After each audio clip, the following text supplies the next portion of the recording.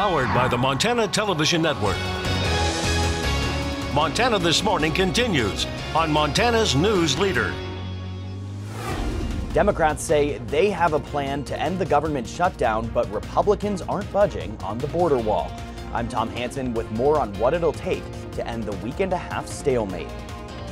And have you checked your thermometer this morning? You might want to take a look and listen up, because coming up we have some tips for staying safe when it's as cold as it is right now. Matt Elwell joins me here at 6:30 on our January 1st. It was rough last night. If you had any outdoor activities yesterday, last night, it was frigid. It was tough to get around. Absolutely. Very raw this morning as well. Look at these early morning temperatures. I've been checking the thermometer all morning long.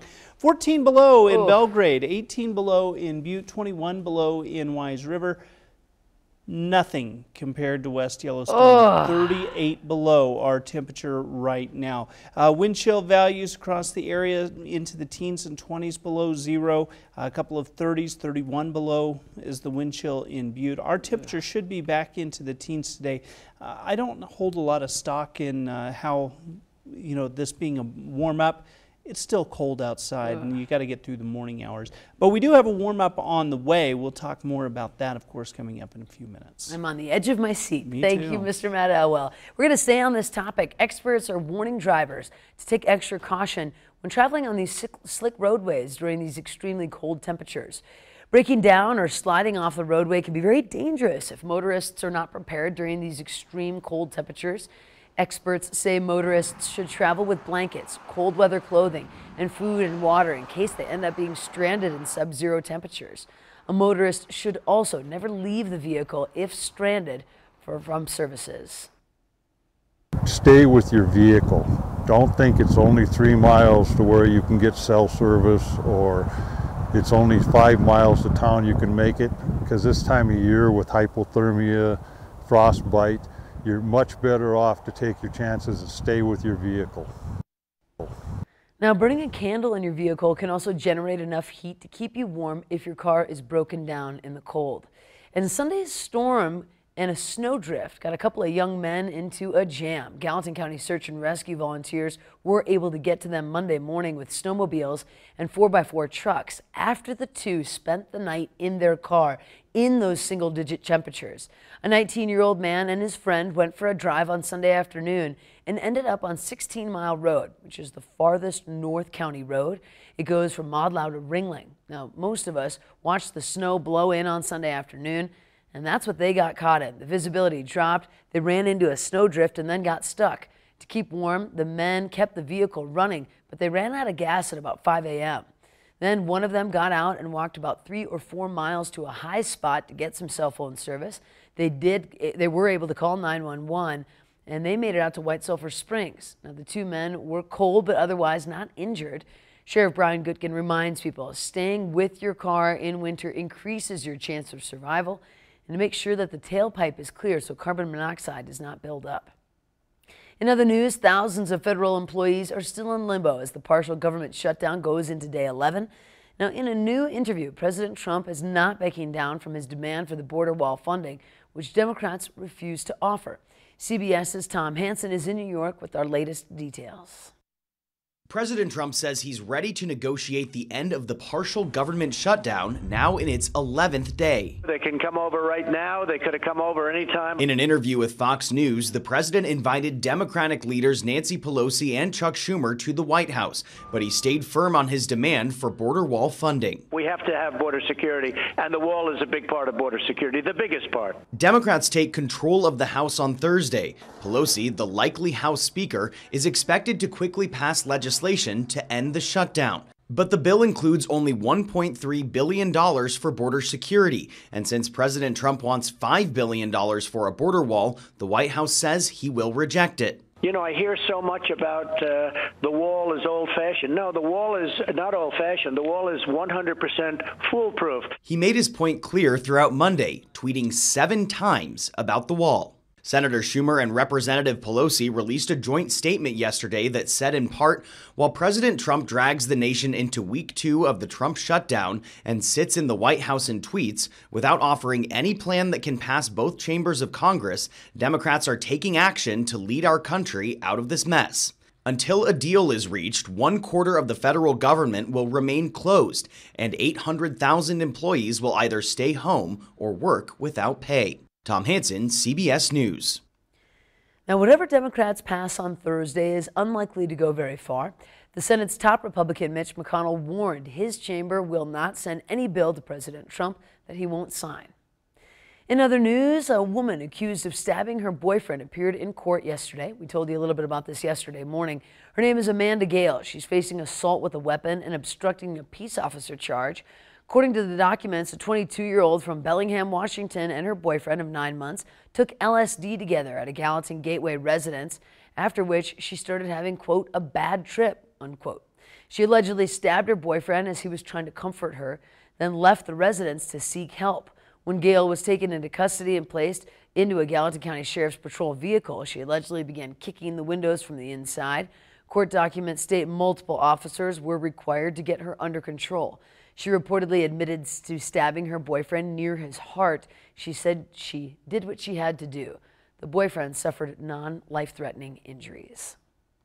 And fire officials are cautioning residents to make sure heat lamps for animals are properly secured after a fire destroyed a Helena Valley saddle shop. East Valley Fire Department Chief Dave Salmon says that investigators believe an animal knocked over a heat lamp in a chicken coop, starting that fire. The fire spread to nearby hay bales and then the saddle shop. 44 firefighters from 8 volunteer fire departments did respond to that blaze. They spent more than 7 hours fighting it. Salmons says if it wasn't for the mutual response, his team would probably still be there fighting that fire. This is the structure fire season. You know, summer we have wildland fire season, and now we're into structure season. Make sure you've got your chimney swept, and you know your heat lamps are nice and secured for the outside critters, and you know just be smart and be safe. Now, the fire did kill chickens and rabbits, but fortunately no people were injured. Salmon says Sunday's weather also complicated those firefighting efforts, forcing crews to relocate equipment during that snowstorm. And one Billings legislature is pushing a bill this session to allow you to keep the rights of your own biometric DNA and prevent companies from sharing it. Republican Representative David Zilkanoff says most of it comes down to advertisers wanting to use your DNA to track what you buy in places that you frequent. Biometric information includes facial recognition, the veins in your palms, your retinas, and even your heartbeat. Wow. And not all successful businesses begin with a dream, but sometimes they just form out of necessity. In this week's Montana Made, MTN's Chet Lehman takes us to Butte, where a school teacher's love of photography and computer skills has led him to creating a growing uptown Butte business. John Wick moved to Montana to become a teacher and never left. As life often does, that teaching job led to him meeting his future wife and another teaching job in Asia. A love of photography and design took him out of the classroom and into a volunteer position with the Butte 100 mountain bike race. Through the work that I did there, people started to kind of understand, like, oh, he can do websites, oh, he can do flyers, and he can do logo design and graphic work. And the ball kind of started to roll really organically. It's just the things that I enjoyed doing. Then came the realization that he could make some money with his designs, so he committed to applying for a business license. You know, on those applications it says name, John Wick, business name, and I go, oh my gosh, I didn't even think about what I was going to call this. Right. It's just an adventure. And so I got back from a mountain bike ride earlier in the day. My GPS was sitting right next to my keypad in my extra bedroom where I was doing all my work. Elevation 5518. So that's how we got that name. Today, 5518 Designs is based in this building in Uptown Butte. Wick still designs for other people and for 5518 products. 5518 products can be found in several other stores around Montana, and Wick says the internet side of his business is strong. We're having fun to start with, and we're doing some great stuff, not just on our side as a business, but we're trying to have an impact and a greater impact on the community of Butte. Now that happens on a few levels. This store in Uptown is one. It's been restored from a once abandoned structure. The other way he's impacting the community is by using community resources. He designs the logos for the hats, but those hats are embroidered at another location. Shirt designs happen here at 5518.